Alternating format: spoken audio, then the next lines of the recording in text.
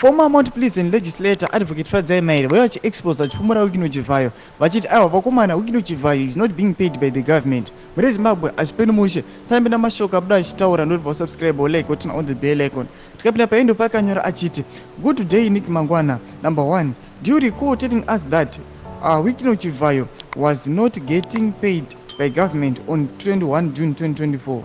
Number 2, are you aware of reports that Guamatanga was forced to pay Chivhayo 7 million even though state coffers are now running dry? Number 3, do you know that he refuses payment in Zig despite your report yesterday that most people now accept the local currency? Number 4, have you, like Zach and others, been bullied into silence and forced to defend his Gupta scale capture of the state institutions and the looting of treasury? We now need new leaders. Anobva akambana newspaper ichiratidza kuti Chivhayo still milking government coffers through dubious tenders.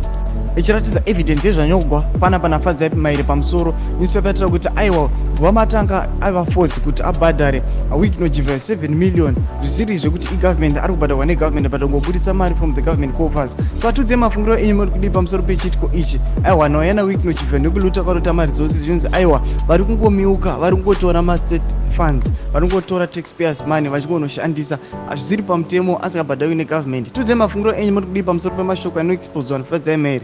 Video comment section menu, subscribe, like, turn on the bell icon.